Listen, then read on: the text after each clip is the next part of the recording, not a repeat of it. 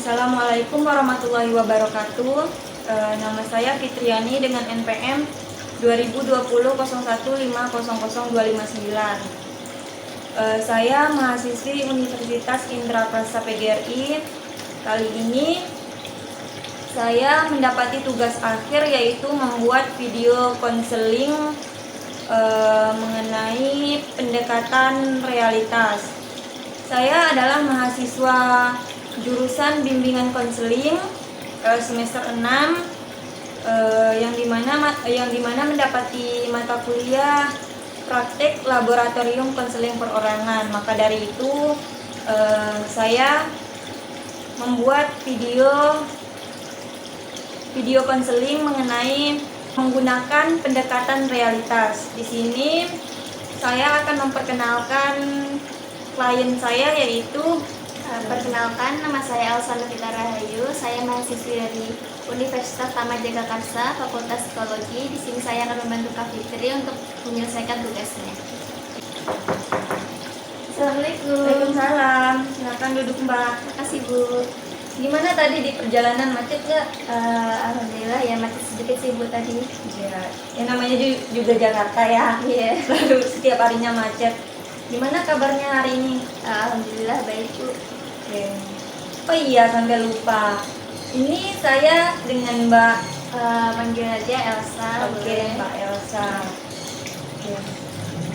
Sebelumnya saya mau nanya dulu nih, sebelum kita melanjutkan sesi konseling kita kan, yang seperti kita jadwalkan kemarin, apakah sebelumnya Mbak sudah pernah melakukan sesi konseling?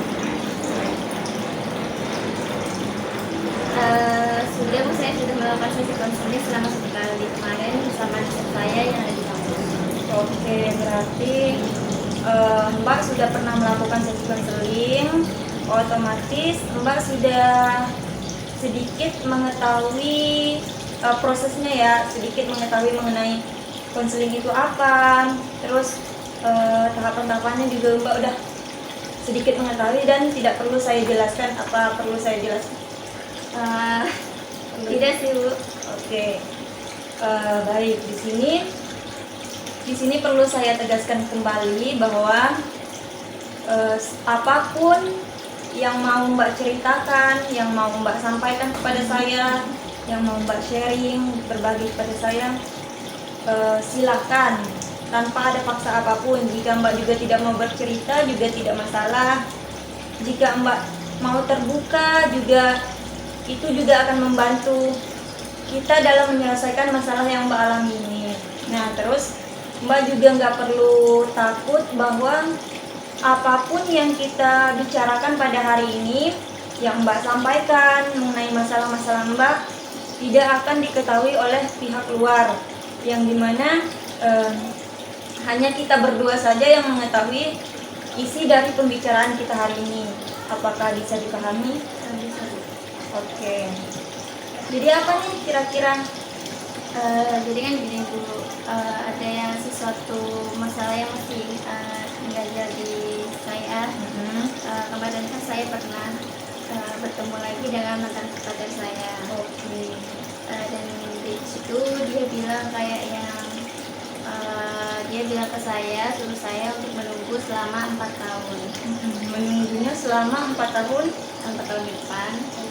Ya, saya disuruh menunggu selama 4 tahun itu.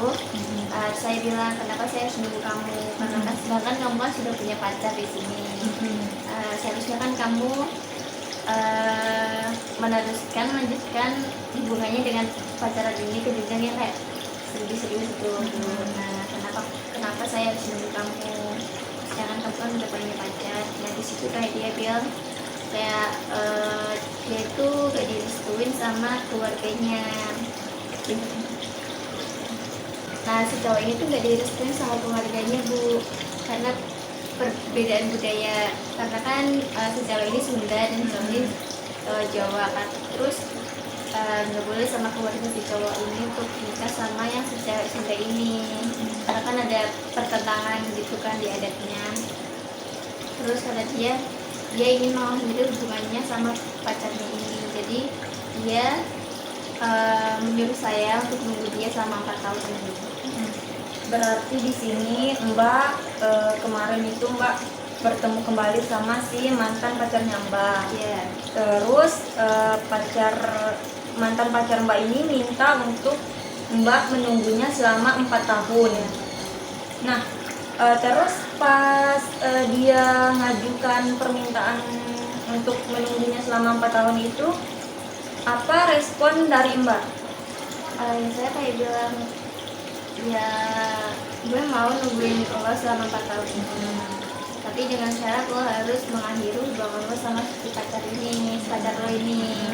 Kalau lo nggak mau ngakhirin, ya udah gue mundur aja gitu kan. Terus si cowok itu kayak bilang, iya gue akan mengakhiri hubungan ini sama pacarnya, tapi tunggu dulu gitu kan, kata dia.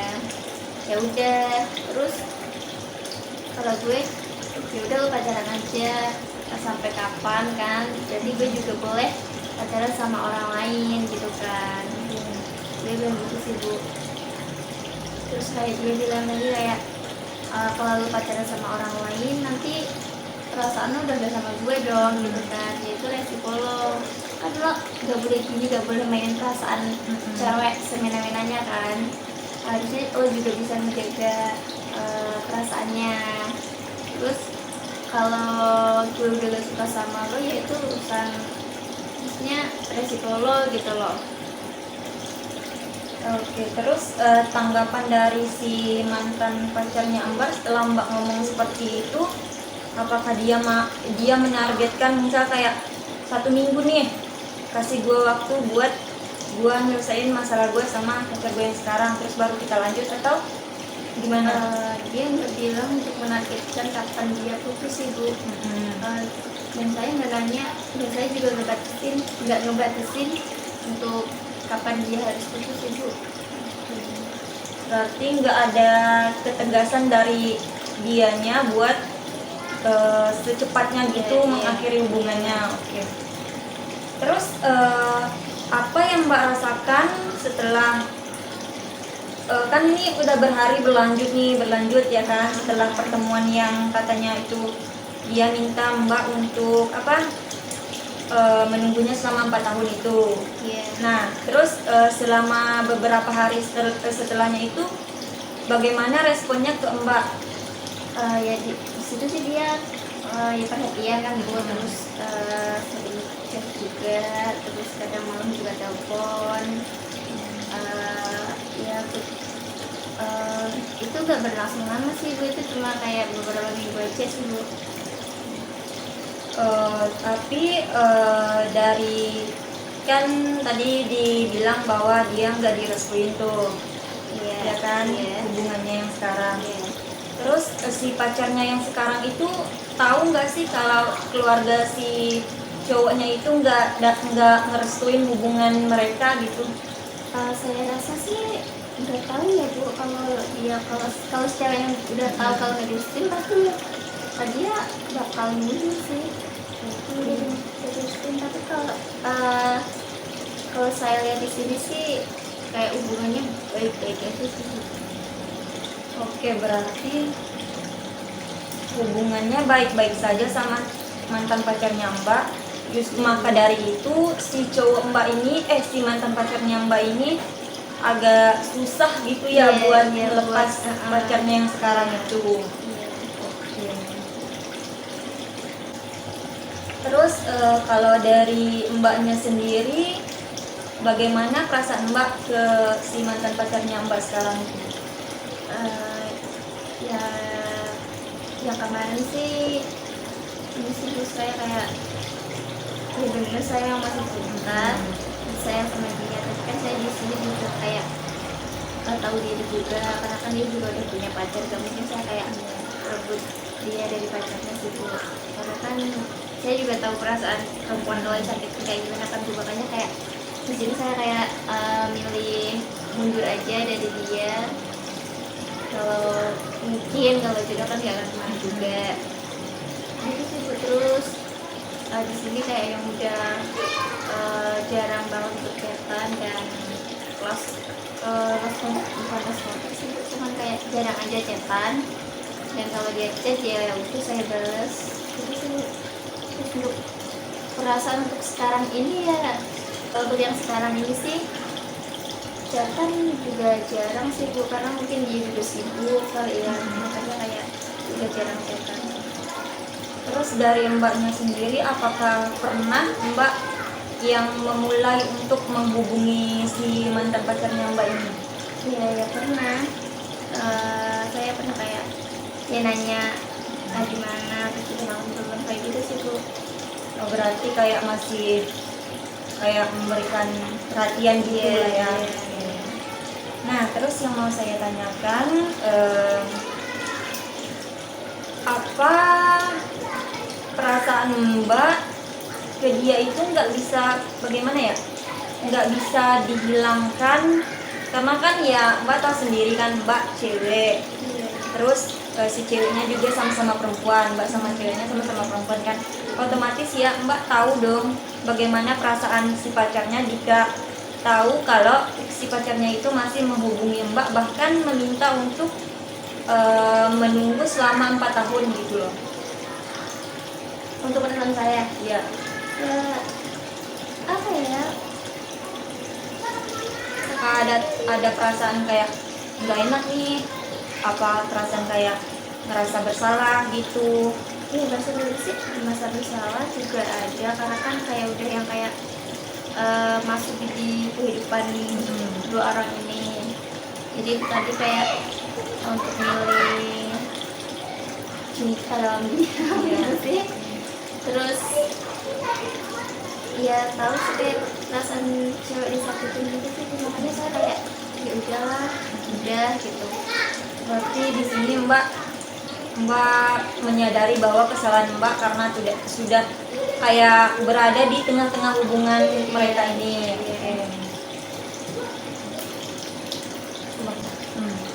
Oke, di awal tadi kan Mbak mengatakan bahwa si mantan pacar Mbak ini meminta untuk menunggu selama 4 tahun, ya kan? Nah, terus kenapa harus selama 4 tahun dan kenapa begitu lama gitu waktu yang dia minta buat menunggunya gitu? Karena saya pernah bilang kayak gue mau nikah umur 24, 25an kan Bu, makanya kayak nunggu selama 3-4 tahun itu. Terus dia oh ya udah kalau gitu, terus gue juga mau makanin dulu untuk kedepannya nanti, terus kayak yang mau beli rumah dulu, terus biar usahanya berkembang dulu, makanya nanti biar saya juga siap untuk nikah gitu sih Bu. Gitu sih. Berarti itu alasannya kenapa dia minta Mbak menunggu selama 4 tahun Iya. untuk menyiapkan, ya namanya juga pernikahan kan, Iya. pasti dipersiapkan segala bentuk dari fisik, materi gitu ya. Apa Oh iya, saya mau bertanya lagi nih. Apa pernah gitu terlintas di pikiran Mbak buat mundur aja ah, toh nih orang nggak ada nggak ada ketegasan ketegasan mengenai apa yang dia sampaikan ke Mbak, kayak yang dia mau mengakhiri hubungannya itu, terus pernah nggak terlintas di pikiran Mbak? Iya, karena sih Bu, karena kan dia kayak yang contoh kayak yang jalan sama ceweknya, terus dia tuh kayak bilang ya udah nanti gue balas nanti ya, karena kan dia juga masih sama ceweknya, jadi dia nyuruh untuk saya nggak chat dia lagi gitu loh. Dia ya mungkin ya Bu, biar gak ketahuan sama si ceweknya ini nanti sih Bu. Tapi kalau menurut saya, kalau dia benar-benar pengen sama saya, terus masih ada rasa sama saya gitu kan, pasti udah mengakhiri hubungannya dengan si cewek ini. Jadi kalau menurut pikiran saya dan saya lihat sih kayak oh ini orang kayak mau main-main aja gitu gimana gitu. Soalnya kayak saya udah bodo amat dan Terus kan dia setiap mau keluar sama ceweknya itu dia selalu ngasih tahu ke Mbak nih, selalu ngasih tahu kan. Nah terus pas Mbak pas Mbak dapat kabar dari dia kalau kayak udah di warning gitu loh, jangan ngechat dia dulu karena dia lagi sama si pacarnya yang sekarang ini. Nah terus bagaimana perasaan Mbak pas di chat seperti itu? Ya sedih sih iya, terus sakit hati sih iya. Kenapa sih kayak orang tuh kayak punya perasaan gue gitu, punya perasaan gitu kan. Nah kenapa lo harus giniin gue gitu loh, sedangkan kan yang bilang kayak 4 tahun yang sudah berubah, dan sedangkan dia masih kayak enak-enakan sama pacarnya, dan di sini dia kayak bilang gue nggak boleh deket sama siapapun gitu. Oh berarti selama dia masih menjalani hubungannya sama si pacarnya yang sekarang itu, Mbak nggak diperbolehkan buat dekat sama siapapun. Iya. Alasannya? Ya alasannya itu tadi ya saya bilang di awal, karena takut saya udah gak punya perasaan lagi sama dia, terus takut tidak ada cinta lagi sama dia, makanya dia kayak boleh banget untuk saya pacaran dengan orang lain. Nah dari jawabannya dia itu kan, apa nggak pernah terlintas di pikiran Mbak bahwa kok egois banget sih, lu masih boleh pacaran sama si ini sedangkan lu nggak sama sekali mengakhiri hubungan yang sekarang ini, sedangkan gua nggak boleh gitu loh. Ya saya sempat mikir kayak gitu sih bu, kenapa si cowok ini egois gitu loh. Tapi kan balik lagi ya jangan di awal tadi, karena mungkin untuk mempermainkan aja dan gimana, makanya saya udah kayak yang mikir gini nih cowok, yaudah bodo amat ya, I don't know. Kayak berarti sekarang itu Mbak udah kayak bodo amat lah ya. Iya. Dia mau ngechat ya ngechat, enggak ya enggak. Cuman kayak pernah enggak kayak malam gitu pas sebelum mau tidur keingat gitu loh. Pasti sih bu, karena kan dulu juga kita pernah sama-sama juga kan, terus kita juga dulu pernah satu sekolahan, dan juga sering main juga sih kalau di rumah sana bu, makanya kayak Kayak susah gitu ya. iya. Pas. Iya. Nah, tadi kan udah dibilang bahwa dia melarang Mbak nih buat dekat sama orang lain. Iya. Nah, dari diri Mbak sendiri tuh ada nggak sih kayak Mbak mau dekat sama orang ini, kayak ada orang yang ngedeketin Mbak apa gitu? Pribadi saya juga mau untuk pacaran sama yang lain. Tapi kan di sini kayak saya tuh susah untuk dekat sama orang lain, dan kayak susah untuk bersosialisasi kan bu, susah untuk beradaptasi dengan yang orang baru gitu sih bu, karena agak takut. Dan untuk yang ada yang ngedeketin atau enggak sih, yang ngedeketin sih ada. Terus sempat kemarin ada yang mau ngelamar kan bu, tapi kayak yang saya mikir kayak yang masih usia 21-an kan belum siap untuk nikah untuk saya pribadi, makanya kayak mikir nanti dulu aja kalau udah umur 24, 25, karena kan saya juga pengen mau seneng-seneng dulu, have fun, dan ya main sama teman-teman gitu kan. Berarti udah ada gitu ya yang mau datang ke Mbak, mau sama Mbak, mau share sama Mbak. Cuman ya balik lagi ke emang diri Mbaknya belum mau menikah secepatnya gitu ya. Iya. Terus untuk membuka hati untuk yang lain sih agak susah juga sih bu, karena kan udah bukannya dasar sih, karena udah beberapa kali dikecewain, terus kayak dihianatin, terus dikatain hatinya gitu. Jadi untuk pacaran susah sih bu.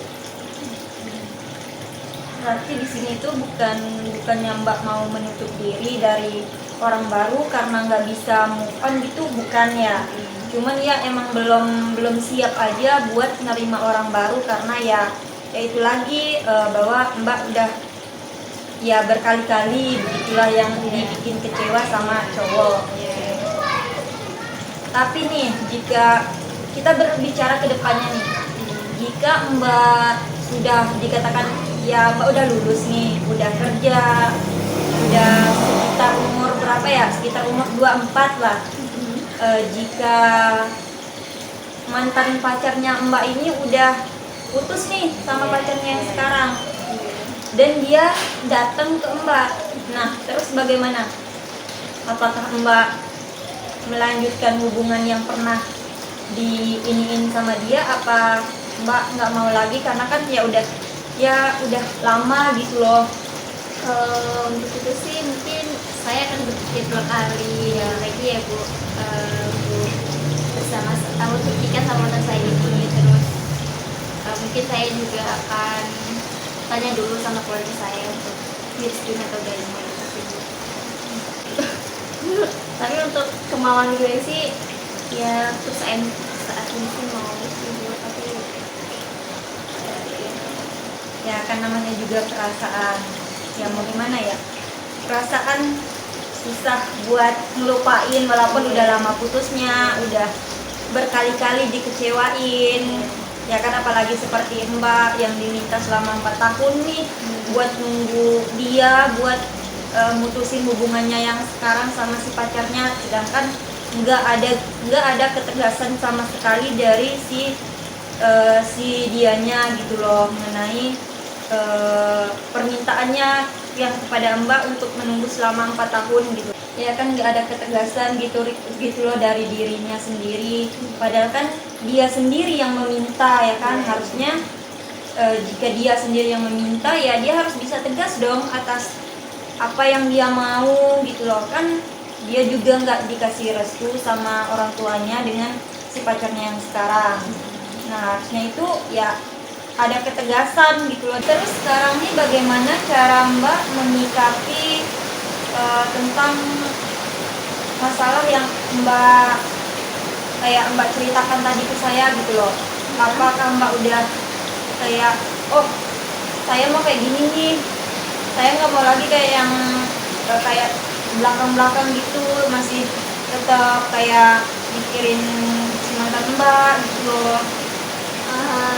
Jujur sih saya juga nyesel ya Bu, karena kemarin kan saya itu udah kayak MGD dan udah gak mau kayak ngelakuin aktivitas yang kayak saya lakuin sebelumnya. Saya sih misalnya bisa sih Bu, jadi kayak ada yang terhambat untuk saya segera saya selesaikan itu loh ya.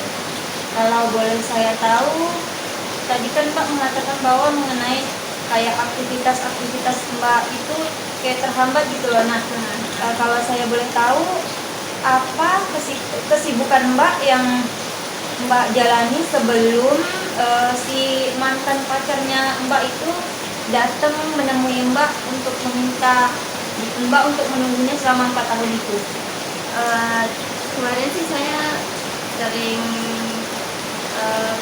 kepada kakak saya, karena kan saya juga kayak kerja freelance di sana, saya juga lagi nyusun skripsi. Nah di bagian nyusun skripsi ini sih Bu, terhambatnya karena kan kayak males gitu, karena udah kayak mikirin kemana-mana gitu, makanya kayak ngerjain skripsi males banget.